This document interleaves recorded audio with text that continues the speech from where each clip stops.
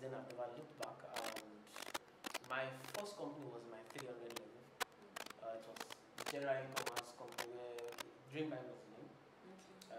We sell laptops and phones and that was before Gmail.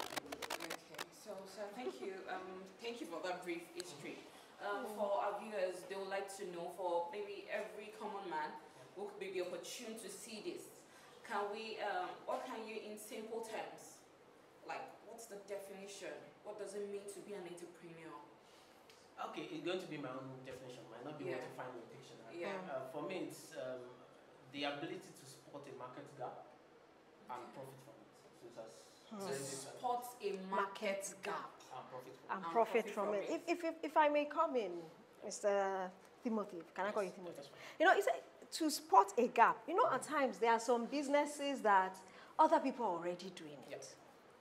But this is quote unquote my calling. This is what I want to do as well. Because I know you said it's like about spotting a gap. But then at times there are other people in that same market that you're about to dive into. What about those cases? Because in that case, there might not necessarily be a wide gap. There might be a very small gap, but then how do I manage? When I say gap, I didn't actually mean if the market has not been serviced before. It is more of, do you like the way it's been serviced? I'll give you a practical example. Before Gmail and Konga came on board, people were selling stuff. You go to the shop to buy it. But they were serviced better with Gmail coming, which is okay, we deliver it to your house. Now, so it's still the same thing. You're actually selling, it's retailing. But now it's now done in a more convenient fashion of someone. So you kind of now create your own market out of it. At times, they are, you might not even change anything. But a lot of people, okay, for example, let's say you selling, a lot of retail in Lagos, for example. There are some states that don't have it. They don't have it. They don't have what? They don't have the same thing I'm talking about. Yeah, some of the retail chains. Yes.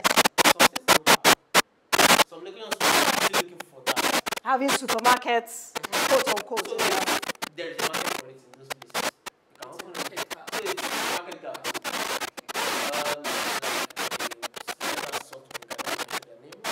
So you have Coca-Cola selling, Son's getting big and still have his market. And he still has his customer base. So it's a market gap as long as you have a customer that is willing to pay for it. So I think, in a way, sorry, I keep interrupting. I'm beginning to see that you're trying to say, even if you're going into a market where it seems saturated, there is still something that you can do differently. There are still people that you can aim for. You know, for instance, like you said now, because I was looking at, I read a bit of social media. I saw a friend's blog today, and she was talking about a restaurant she went to. And what they served her was basically eba and okra soup. But the packaging was different. The eba was rolled up funny. It didn't look like eba anymore. But really, if she had said to anybody, oh, I had eba and okra soup this afternoon, she wouldn't be wrong.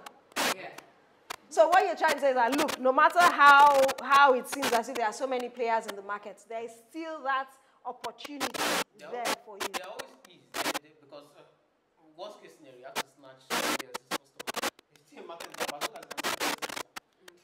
But you have to, I try to also caution entrepreneurs. I probably think we still get a lot of questions. One of the things you need to look for before you start a business,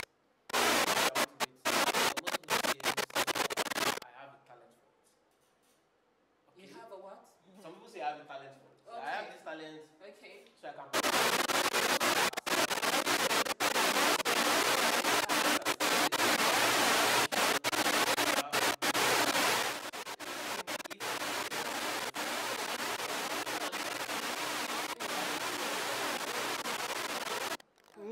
So entrepreneurs should not just sit down and say, oh, I have a talent, I have an ability, and believe that they can. Just to, not to sound offensive, I think I find it more amongst women.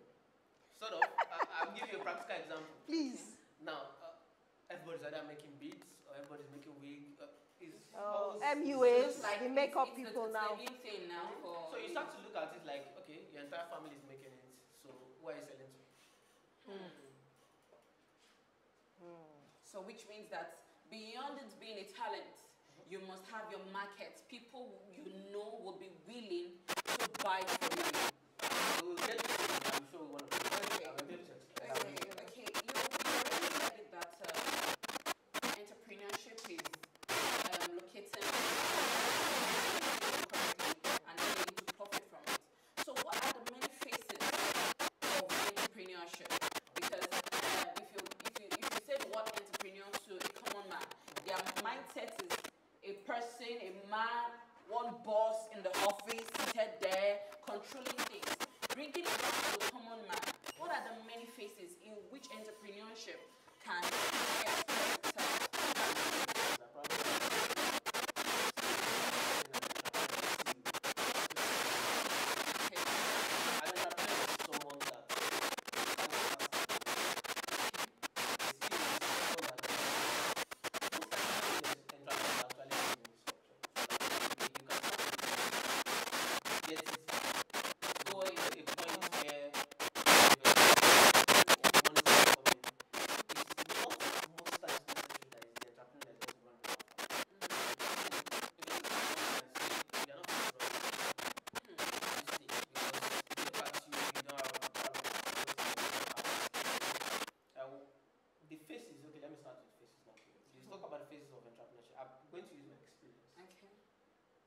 One is you as a person.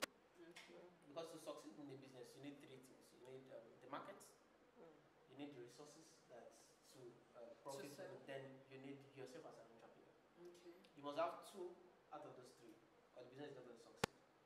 What is that? I mentioned the market. Yes. So let me explain the market. You are talking about the market size, how big the market is. Some markets are big, some markets are not that big. For example, now the posh market, like the expensive car market, The luxury cars. it's not that huge in terms of size, but the pricing is very high. But if you must play in that space, because the market is not large, that means the entrepreneur must be very experienced, and also the resources like the money, the plants must be there. So if the market is not large, you must be very experienced, you must have resources, most times money. If the market is large and you're experienced, you probably don't need money. If the money is there and you're experienced, you don't need the market to be too large. Do you get what I'm saying? Okay, please. I would like you to come back again and say these things again so that for our viewers it can sink in. You're saying they need three things. That is the market, the resources, and the entrepreneur itself. And the entrepreneur itself, which means the business owner. Okay, you said they must have two out of those three things. So you did the combination. So I would like you to say it again for our viewers. I mentioned the market gap. If the market is huge, then you need just one. Either the entrepreneur is experienced or he has money. If you have no experience, he has money and the market is large, most likely you could succeed. Do you get?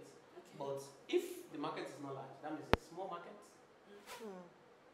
That means you don't have that market size. So you need money and experience to run it. Why do you say so? For example, now, let me give you, I use the market size of Porsche, for example. So let's say I want to manufacture cars. So the market is not that large, a very expensive car or expensive jewelry. The market is not that large, very few people can afford it. What will make me buy it? It's the fact that there's a brand name behind it. There's a person behind it that everybody trusts. That then you need to seriously fund marketing for this kind of product.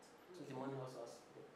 But if the market is large, in that everybody wants to buy it, everybody needs it. Probably like food, for example. That's why you see on the average for food, even if you're stupid, like someone that is illiterate, can still make money from it. Everybody needs to eat. But when you are talking about something like very expensive, like expensive jewelry that has to have brand name, the stupid person can do that. You have to now be experienced as a jeweler and you have access to cash. Okay, thank you for that. So I would like to ask, in this entrepreneurship world, we have noticed that a lot of people have challenges. They are faced with a lot of challenges. If it's not money, it is something else. Now, what do you think an entrepreneurship needs to know to be a good one, to thrive, to survive, and not just survive, but to be successful. So what are the things you feel you can tell us that can make a person a good entrepreneur? Maybe you're just an entrepreneur on the average, on the low. A lot of people, because of lack of employment and all the rest, they are trying to get their hands to do something. So, and they're not possibly making that desired success. So what do you think they can do to make them go from, let's say, bad to good, from good to better, from better to worse, or to the best? The first thing you have to differentiate from also, like I still mentioned, entrepreneur and CEO, it differentiates between a trader and an entrepreneur. What's So the difference, are you sir? trying to say that? No, let's also understand the difference between a trader and an entrepreneur, so that wherever a person is at, the person actually understands his level, if he's trading or he's actually a business person. So the difference is this. The main difference is the system. Like you have to build a system around it. What I mean by system is, if I leave my office, for example, let's say in pursuit of other opportunities for that business, will I still sell? Will it affect sales if I'm sick? If it's affecting sales, you don't have a system. You're a trader. Because the business rely on you. And the thing that you don't have control over is time. You can only have 24 hours. Yes. So if you can't have, how do you now multiply? Because you can't be paid by that time. You need the system where you now start to maximize other people's time. Or maybe software that starts to do everything for you at that point. I used to have a popular saying that I use frequently, which is anything that is repeated can be done by the computer. Why do I need someone for it? To sit down there and Once it's repeated over and over again, you can easily automate it. And once the computer has taken over, you go off to do something else for that same business. But a trader is one buying.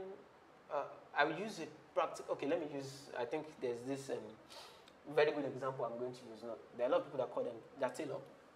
They say they're fashion designers, but they are the designer, they are the manufacturer, they are the sales rep, they are the distributor. You don't even know which business they are doing, actually, because when you ask them what business are you doing, say you're a fashion designer. Okay, that means you're a designer. You design the clothes. You are not the manufacturer. Someone else should be doing the manufacturing. Someone else should be doing the selling. So you can now start bringing out more designs. But when you are running all the faces, you are not yet large enough to run all the faces. They're running a one-man show. There are some companies that are able to do all, but that was not the way they got there. You have to focus on your core competence, which is either manufacturing. Chances are not going to be very good in manufacturing, because for you to be good in manufacturing, you are going to need a huge plant. That's why China is very good at it. If you notice, most of your clothes you see made in Malaysia, made in China, designed in California, and of course there's another distributor. Maybe there's a distributor that is buying a bulk from you. Yeah. And so that way you could see, most times they say they release an iPhone today and say this night they've sold millions of copies. You wonder how.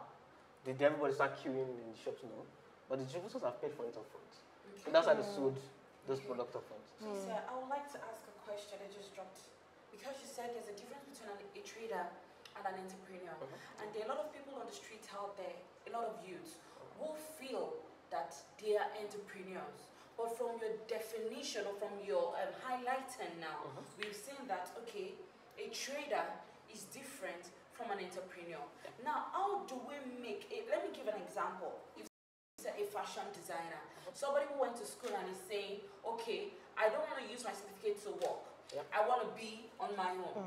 And does the buying of the fabrics, bring it to a shop. She's the one who measures the clients, does the cutting, does the designing, the sewing, finds a way to deliver it to the person. Yes, to the client. Now, where do those kind of people come in? How can they transcend? Especially with, with little or no cash. How can they transcend from being a trader to an entrepreneur?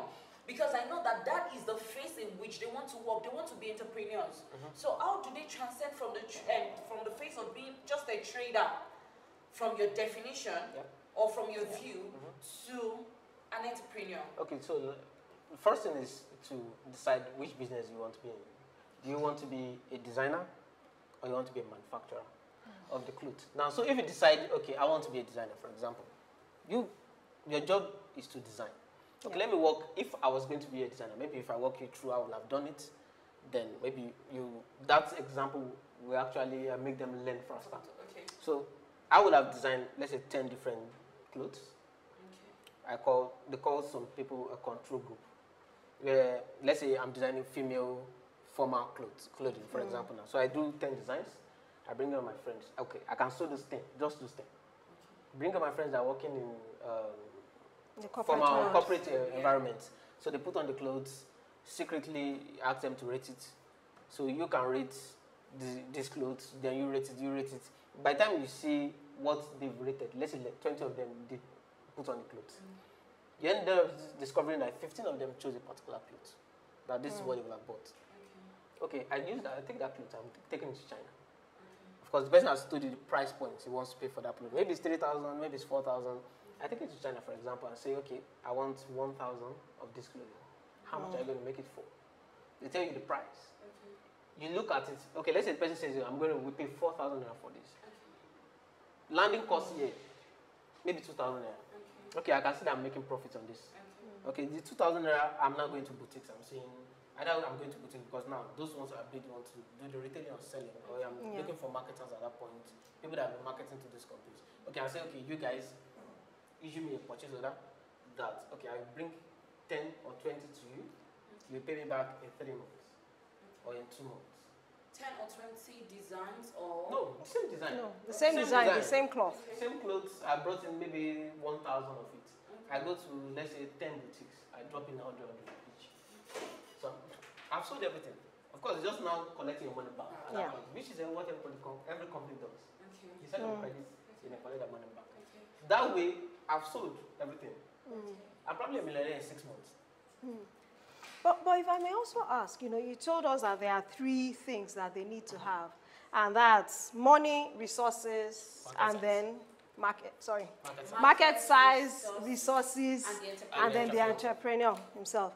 But we have a few young people out there that have a dream. Like we all start off with, everybody starts off with a dream. They have a dream, and you've broken it down to the extent that, look, you need to choose one of these things. And let's stick with our fashion designer as still our example.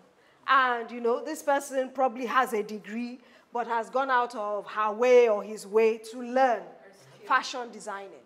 And has said, okay, this is what I want to do. But at the moment, all I have is my experience. The market size is big enough. People are wearing clothes every day. The market size is big enough. But that financial aspect, I don't have just about enough for my China dream, to take it all the way down to China. How can I actually start this dream on a small scale? Yes, my dream is, look, one day all I want to do is design. I want to correct something. It doesn't cost me money to design from China. How much is it going to cost you? Let's say you want to start on small scale. You talk about importing 200. I mentioned 2,000, for example. 2,000 cost for each? 200, that's how much? 400,000. Now, you can say some people don't have access, for example. But if you prove markets to an investor like me, I give you 400K. If it is proven. What if, I'm sorry, please, what if you do not have someone with that kind of financial capability with you that you can walk up to and say, come and invest? A lot of people, especially in this country of ours, they want to see what you can do or what you have done before they will put down their cash, either as a loan facility or as a gift for you to thrive in your business. What have you done? Or what are you doing? They want to see results, no matter how small. This is what an investor looks for. They look for market size, how large is the market, how much is the customer willing to pay for, how much are you going to manufacture it for, and can you actually pull it off? And the ease of you getting to that market. Like, what I mean by ease is, do you have access to that market? For example, now if I'm manufacturing what is being used in USA, for example, I don't have access to the market. If I'm manufacturing what is used in Nigeria, I have access to the market. So all the things I've stated, most times you don't need money. I used to have that assumption. You know, when I was reading the books I told you I was reading about, and we were seeing part of the role of an entrepreneur slash CEO. So anyone that is heading the company is his ability to raise money. I always skip that stage. When I was in the university, like, I don't have access, I don't have uncle. You are not going to run away from that. You are always going to have to raise money. And it is not, after having done it maybe 3 or 4 times, it is not rocket science. As long as you have what they are looking for, there are people that are willing to give you money. But I'm sorry, in as much as I'm the one questioning you, I'm sorry I have to share my opinion on this. I am still of the opinion that because of the common, of the youth out there on the streets, trying to start up their lives, I am trying to tell you that there are there are people, most people, 99%, even when you're going to write a proposal to a company, they want to see the results you have. If you are coming to them to give them estimates, speculations, they do not want to work with your speculations. They want to work with what have you done? What is your success story, no matter how small. They want to see what you have sold. The example I use for you now, I'm not asking you to sell the investor on a dream. Nobody invests in a dream. Okay. Invest in a business. Okay. Now, you've proven these things. I'm not saying just say I can design, no? Okay. You sold, I asked you to sell 10, like show the market size. Yeah. And they actually wrote it out, okay, this is what this one works. You've gone to China in quote, you don't have to travel down there. Okay. You send the sample to them, they've given you a quote. Okay, how do you send samples for people that would want to? Yeah, very easy now. A lot of people do it. I'll give you an example of how to do it. Okay.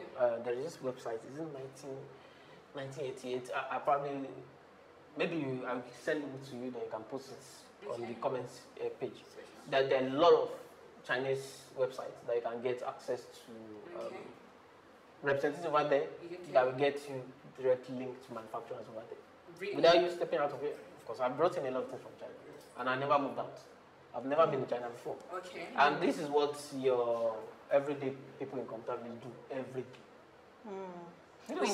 So information also seems to be key at times for this kind of thing, because I think the other thing is a lot of our young people, in a way, I don't want to use the word lazy, because the last person that used the word lazy got into trouble. I don't want to use the word lazy, but they are not eager enough. We are always looking for easy cash and easy to get this and that. I think information is also of great value. You need to know the right things at the right time. I'm beginning to say that a lot of people who don't like to share their information because they know that information is power and information is money. Nobody wants to tell you the secret. Sister told me, forgive me, but then we should also ask you, what kind of people do you move with? If you have people that don't want to share their success stories with you, or the secrets of their success stories, then you yourself need to be questioned and asked what kind of people you move with. If someone is not sharing those secrets of your success, this is our level. Nobody told me about it. Okay. I read it, I saw it, okay, this can be done. How do these guys do it? You send a message to people in China, 4 minutes after asking, like 4 5 people responded, you're chatting on WhatsApp. You are shipping things on ships. And these things coming from China that's why I don't say China, because it's very cheaper in terms of pricing. For some products, if it's not China, it's Taiwan or maybe Malaysia, and you don't really have to go there. Agreed, when you start to ship some level of some volume, you don't have to go because you don't have to start monitoring quality. But to start up, to prove concept to an investor, I don't see, some of these are not that hard, but one of the things that I have found out is not everybody is willing to be an entrepreneur. Everybody can be. Not everybody is willing to make sacrifice. Everybody wants to be a trader. Yeah, because it seems easier for a trader. It seems easier to be a trader. I can just start trading right now. I buy clothes, I start selling. But to be an entrepreneur, you have to set up system. It could take you 2 months to set up a system. But when you start, it just goes. No, I was talking to one of your colleagues, that's Jerry. He knew. I think we met when EasyPass was 6 months old. In less than 3 years, it was valued at over $1 million. And there is science in quotes to it. Of course, there's a level of art. What I mean by science is It is not luck. There are things an investor is looking for. They have money, they want to make more money. And this is what they do 247, invest in businesses. Do you have what it takes? If you don't have what it takes, they are not going to drop money. It's as simple as that. Okay. So you're talking about setting a structure, making a system that works. Yep. How can an entrepreneur or a trader set up systems that will make he or she transform into an entrepreneur? Okay, that's a very dicey question. And the things that need to be in place, those systems, those things reason that being, need structure. if you go into Apple today, and you go into Samsung, they both make phones, but the companies are different. Yeah. Most times, the company takes after the entrepreneur. If you see a business, that is the person. Everybody is going to take cue from the leader. And that's essentially the personality, that kind of business we have. The creativity of Apple was patterned after Steve Jobs himself, because he was a creative person. That some companies that go after just being affordable. Because that's, do you understand? So creating a system is more of an art. It's about you. But at the same time, to answer your question, the essential thing in creating a system is to free you up as the entrepreneur to focus on the core of that makes the business grow. When I say freeing up, for example, try to streamline every repeatable process in your business to the point where you don't have to be there for that thing to happen. I'll give you an example. Let me use your major eatery, for example. Let's say Mr. Biggs, I know of them. If you walk into it and use, okay, let me use supermarket. That would probably be very easier. So you walk into a supermarket and you walk into, let's say, a malam by the roadside. They said the same thing most times. Toothpaste said the same thing. But see the way supermarket has done it, like they don't interfere with you picking the product from the shelf. You spend your own time doing that. We spend our time in, so they kind of automate the repeated part of it, which is, what's the repeated part of every purchase? The fact that you have to pay. Do you get? So that is the only thing they will now do. And the one person seated behind it. And in growing it to the point where, okay, we need to spend less time when you're paying. That's why they just start to blaze down laser on it and just takes the pricing like that. So that you don't spend more time there and they end up selling more. So, you're saying that I walk into a store, but when you get into a store, you have people to guide you. Yes, like, you have promoters, you have like sales representatives, so to say. If you go into ShopRite, in as much as there are so many consumers, you'll find a lot of the supermarket representatives. Their job is actually to upsell you. To upsell you, to make you buy more buy than you wanted to buy. It's not really about helping you choose, because you can see what you want to choose. But they try to tell you, this one too is good. Oh, this is this price. Oh, what are you looking for? Why don't you take this one? So their job is actually to make more sales. Because without those people, you probably just buy what you came here for. But with those people, you are not tempted to go for more. For more. Or something of a higher quality. Okay. So, I was saying that, you were already saying that, how do we set a structure? You said the repeated, it has to come from the personality. Kind of break down your system. Like, okay, from when you let me use the one you've been using, which is the fashion designer. Okay, you'll be designing clothes, for example. The reason why you notice for designers, you see the same type of clothes, hundreds, thousands of it. Why? Because it enhances automation. Nike decides that, okay, this shirt is selling, and just make millions of it. Because it will not cost them anything to change anything. It's still the but same for you design. to go down to go and redesign, that's what a typical tailor does. Every cloth wants you to be different. Every cloth wants to be different. And it's more expensive manufacturing every design. Even though in their mind it's not expensive, because it's taking your time, which is something that has to be accounted for. Every design takes too much of your money or resources, input. But Nike has streamlined it. Once we've found what is selling, we are going to manufacture it until it no longer sells. So they don't have to go through designing phase again. They just stay, the manufacturers, this is what we want. And the manufacturer said, okay, you in this role, you're manufacturing large, you in this role, extra large, you middle. The same, somebody else is cutting, somebody else is sewing. The person that is cutting knows that the same size is the one is cutting. It's not making any mistake, so you can place 10 on it at the same time and cut them like that. Okay. So if I may come in, we've looked a bit at like the fashion designer. But forgive me, let's try and come down to the common man, more or less. Let's try and look at other small businesses. Because I'm thinking, we've said that we have the traders and we have the entrepreneurs. But I'm sure the dream of a lot of traders is to become entrepreneurs. And I'm looking at, for instance, somebody that has a shop. Give or take, let's start with a baker. We have a lot of people that are into like pastry business. Yep. And I come in, I want a round cake. She comes in, she wants this rectangular cake. That one comes in, she wants 2 steps, 3 steps. Oh, this one wants fruit cake, that one wants that. But yes, at the moment, she seems to have found herself in the group of traders. But her dream is to become an entrepreneur. And we're talking about having processes in place. Because I believe some of these jobs might not exactly require a system, like a laptop or a processor or whatever. Definitely. So I'm thinking for a baker is her flour, her pan, and her oven. How can she move on from being a trader in her 1 5x7 shop to actually have a full-fledged, probably baking academy? Okay, so if I'm going to answer this, I probably have to maybe sound a kind of warning in quotes. The reason being, I don't think small.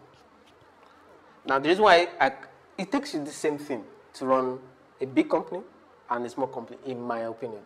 And the reason why I don't think small is so that might inform my responses in terms of, because I understand what you're trying to say, like, okay, the way they are right now, why don't they do something? I'm not saying it costs you a arm and a leg to go to the next level. I'm going to use your baker, for example. Yeah. Now, so using the bakery, I have seen commercial kitchen in US. Now, the way the commercial kitchen works is, if you notice most times, okay, I think this one is even obvious to everyone. There is this cake that is very small that they used to hawk in traffic that time. They call what? Cupcakes? Yeah, those small cupcakes. Do you know why it's like, no, they're selling cakes too. That's what they're selling. Yeah. But do you know why it's the same? Because it has to be streamlined to the point where it's a repetitive process, where one person does not need to be there. But once you go into customization, which is what you're talking about, you have to charge premium. So I guess because each one is going to take your time. So the bespoke should cost more than how do you call it? The bespoke means that it's being made for this person's need in particular, unlike the machined. Once it's been made for that person's particular need, one. the only way to make money out of it, serious money out of it, is to become a premium brand. Once you become a premium brand, you can charge 1 million for one cake, 25 million for one cake. If you design Nigeria's cake, you can charge 25. It's the only way you're going to make money from it. But if you're charging 10,000 naira, 15,000 naira, how many cake can you make in a day? Even if you're not sick, you make cake every day for the rest of the year, you're never going to become a billionaire. So what's the point? So are you saying that for growing businesses, for you to become an entrepreneur, you're saying they should channel their brands? Because you're now saying that if a baker, she comes to me and says, Tommy, I want a wedding cake. And the other person comes to me and says, I want a birthday cake. And somebody is saying, I want the regular everyday cake. And you feel that because it's going to consume my time in making those different designs, it will be better for me as a growing business just to channel it. Okay, I just want to make cupcakes alone. Let people know me for cupcakes alone because I want to create a brand for myself, save myself time and not spending more. Is that what you're trying to say? No, basically what I'm saying, that's not actually what I'm saying. What I'm saying is, you have to decide. Do you want to be rich? Or you just want to do it as a hobby? But before you become a popular brand, a known person in whatever you are doing, first of all, you might have to serve all and sundry before you can say, I want to streamline. Oh, this is what I want people to know me for. You must have served people to a large extent. Oh, the people already know your brand. And by the time you now decide that I want to channel it, oh, this is what I want to face. Then because everybody knows you, they've tested what you have to offer, they go for your brand. Because they're already attached to you. Because I believe you have to carry everybody along before you can say, okay, this is what I want to do. And people will be willing to accept. Let me give an example. I know somebody who makes soap, a dishwashing soap. Yep. And she started on a small scale. And and when I looked at the quality, I was like, oh, this your packaging is good. But now, and she told me the price. When she told me the price, she said, it's 200 naira. I was like, wow, for this large quantity. But I knew the reason why she was doing that was to get the attention of people first. Because it's a new brand she's bringing into the market. People have to, she has to make it as for people. Do you understand what I'm saying? Where everybody will be willing to buy, even if they are not willing to buy. Because the money is, it's not expensive, it's cheap. They can afford to, you know, give it away. And when you get the soap and they use it, oh, and this soap is good though. Oh, it smells nice. Then she has already become a popular brand. Then when people have beginning, when she has gained acceptance, then she cannot decide, okay, I'm only going to be making this design for 500 naira. Whoever does not want to buy can go. Do you understand what I'm saying? I don't agree with you, but I'll let you go first. Yeah. I don't agree with you. What they are saying, now, I'm going to try to explain to what you're saying right now. It is one of the things I've encountered amongst people that come for business advice. Is that the unwillingness to... one of the things they have to learn is that the fact that they've not, in quotes, made it yet is because they don't know enough yet. If you know what Dangote knows right now, you'll be as rich as Dangote. It's as simple as that. But I feel with time, when you grow in something, you gain more experience. What I'm saying is, now, based on what you just said to me now regarding the soap making person, I don't know, you mentioned when it's going to become popular enough. At what point is it going to become popular enough? Well, maybe in a year time or when a lot of people how many people is she going to sell to before she becomes popular? Or maybe like 1,000, you know. 1,000 is not popular. Okay, 2,000. Maybe when really? She supply all for it to be balls. popular, when you're talking about a popular brand, let me see, the most popular brand in Nigeria is probably Coca-Cola. You're going to be selling millions for it to become popular and people remember your name. Okay. You know Morning Fresh, everybody knows Morning Fresh. Yes, They've sold millions. Why? Simple process. The same soap, probably of less quality, but they don't give you. People don't care. Because it's already a known brand. What Morning Fresh are done is because they're a manufacturer. They don't do the selling. But if you walk into a supermarket, the chances are going to see Morning Fresh than your friend's own. Yes. That's the distribution. Somebody is the one distributing. That distributor is who you should be dealing with. Now, if your friend is doing the same thing and manufacturing in large quantity, and walks into a Just Right, strikes a deal with Just Right, for example, and says, okay, I'm going to be on your shelf. I want to be side by side with Morning Fresh. My one is going to be 15 naira lower. So whoever is coming in is going to buy 15 naira lower. Then people might say, okay, when they come there and say, okay, I don't want Morning Fresh, I take your brand. Okay. So for this kind of person who cannot manufacture in such a large quantity to the extent of distributing far and wide. Okay. Because finance or money is the challenge. Because you need money to produce a large quantity. What advice or what do you think the person can do to make her produce in a very large or in large quantities that she can distribute? I mentioned three things. One is just entrepreneur experience enough to operate the market. Do you have the resources to do it?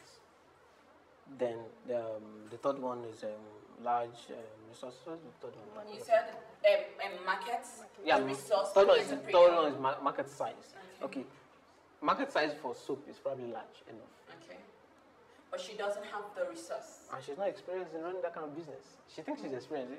You are not. She is a soap manufacturer, right? Okay. In terms of like they learn it, everybody learns it. But what you're actually doing is not really soap. I'm going to try and let me try and give you Just Right, for example. All this ShopRite and What do you think they are? You think most of people think they are retailers? Yeah. They're not. Retail stores. They're real estate. That's what they sell. They sell shelf space. Okay, yeah, that's true. They are a real estate company. Okay. If your product is not selling, they take it off the shelf and put a product that's selling there. And they do not buy most of those products upfront. You bring it there, it is when it sells, because of consignment. It is when it sells that they pay you. If it's not selling, come and carry your stuff. They're actually not making losses, aside their rent. Now, when an unknown brand Comes there. there's a possibility that he or she or the unknown brand will have the challenge of the shelf space. You market. Because That's where you market. That's why you do marketing. That's why I said. Your job is branding. Like I said, your job is branding in that kind of space. That's why you see Coca-Cola is in every shop, but they still do marketing. Or otherwise, you forget at that point. So if you want people to know, people that shop around those places, start distributing flyers. That's probably the easiest. Okay. So they walk into that place, you can pick it up. Because if you are distributing, if you try to sell the soap to them on the road, what if I'm not ready to buy it now? I want to buy it on Saturday. But on Saturday when I want to buy it, you're not around. But I know if I walk into Just Right, I will see your soap.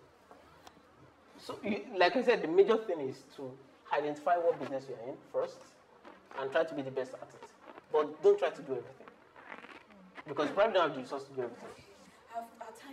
Our time is very fast spent. Okay.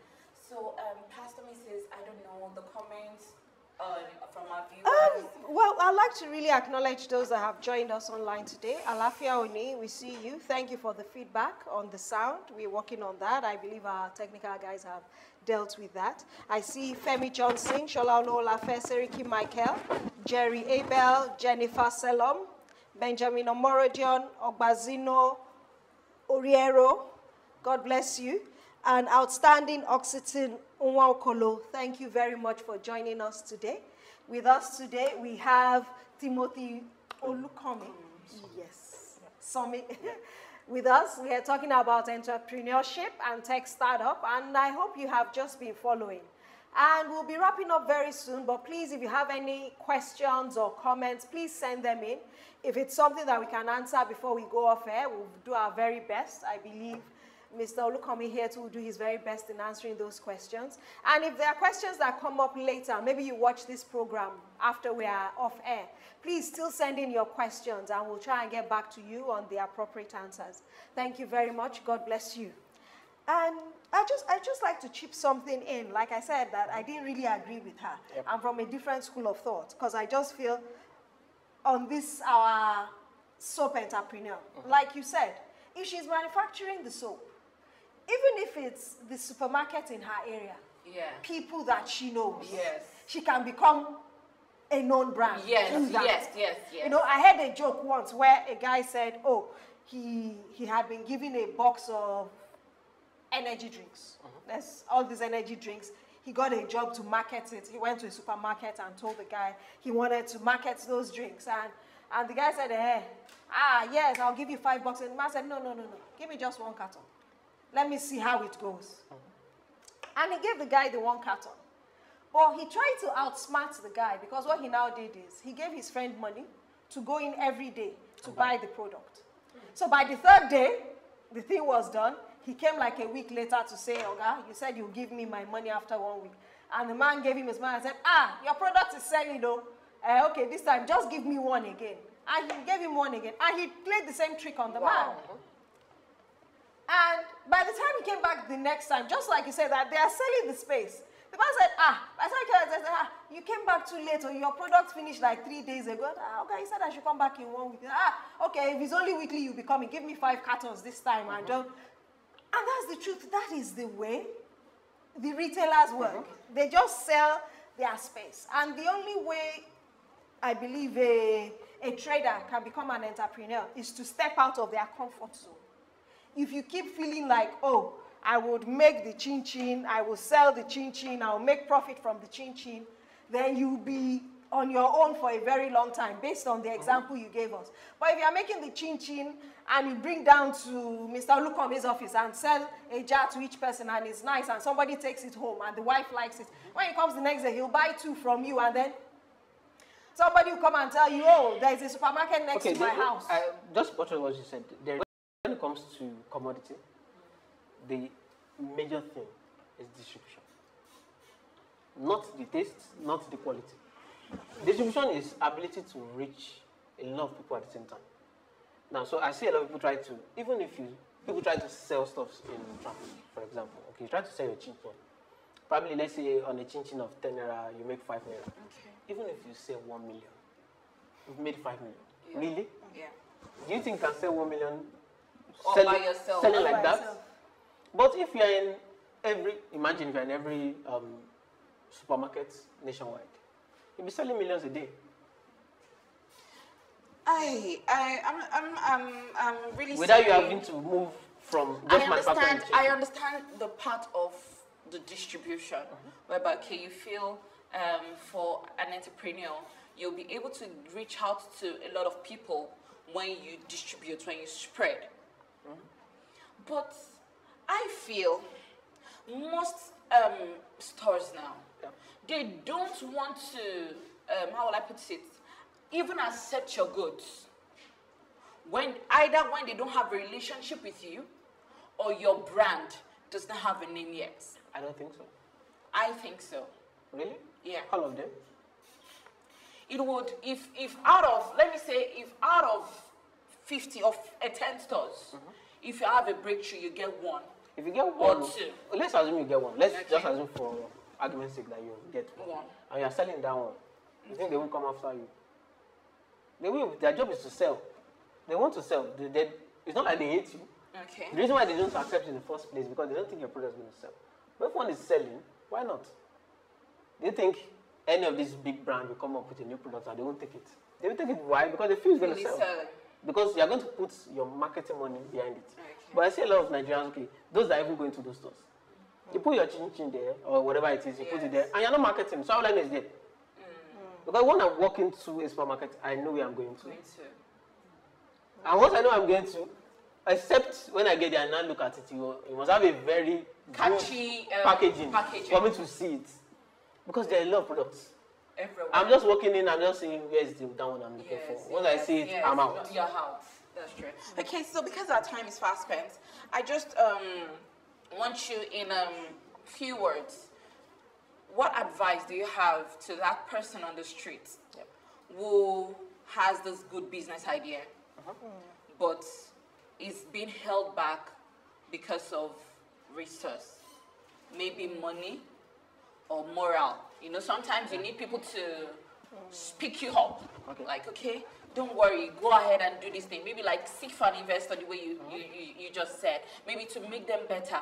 What do you have to say I think to such people? the simplest answer I can think of right now, which will answer the question, is change your friends.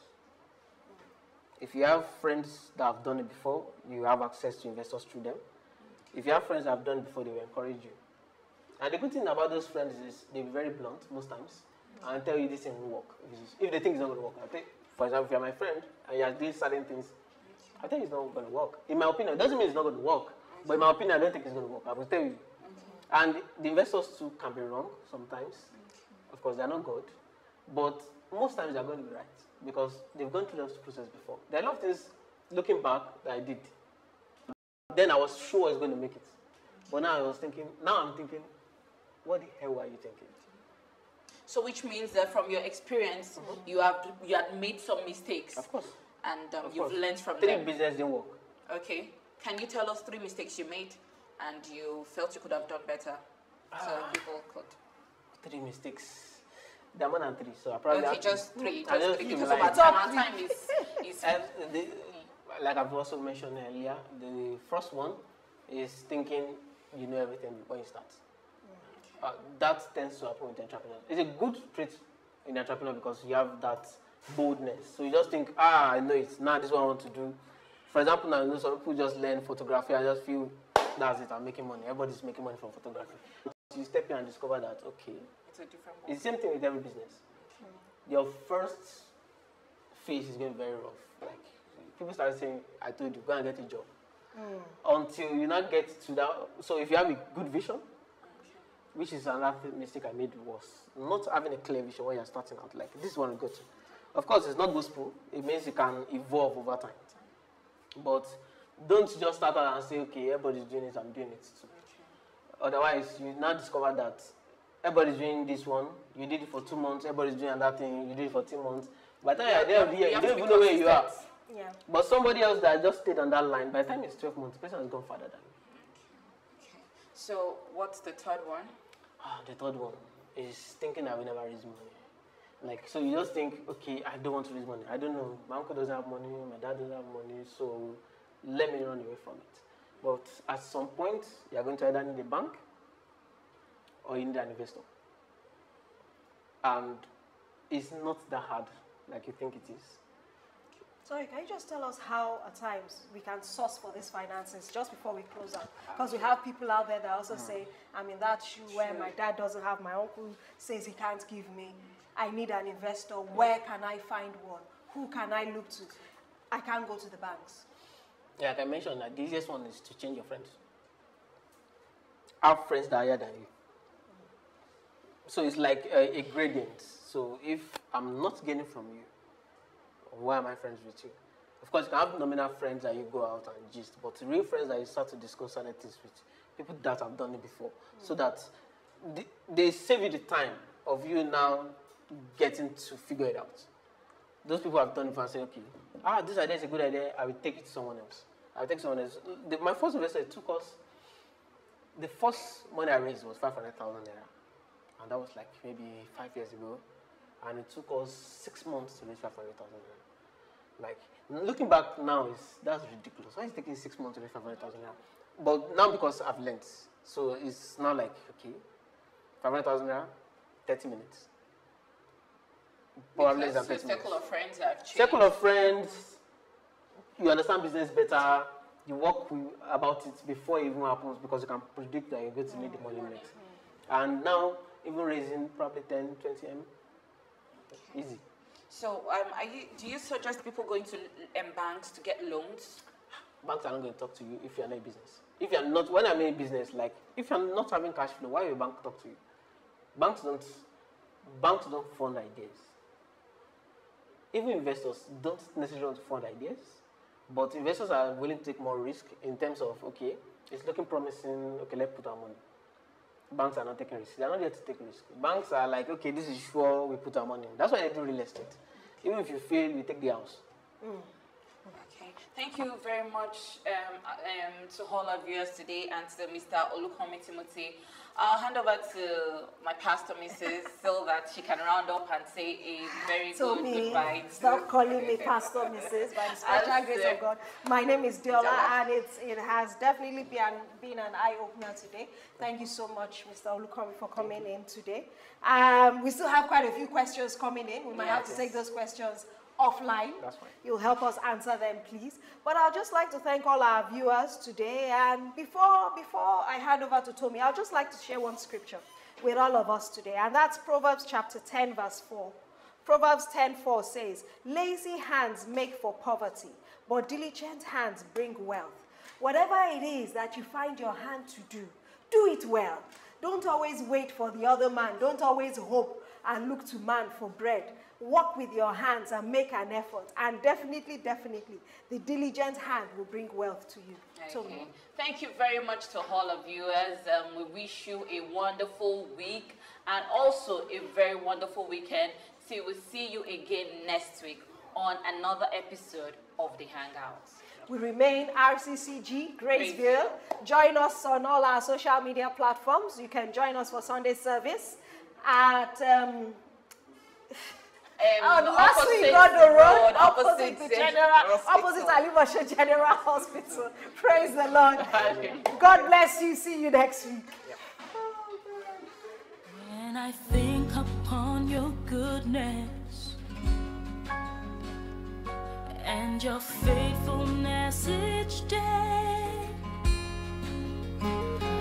I'm convinced it's not because I am worthy to receive the kind of love that you give, but I'm grateful for your mercy,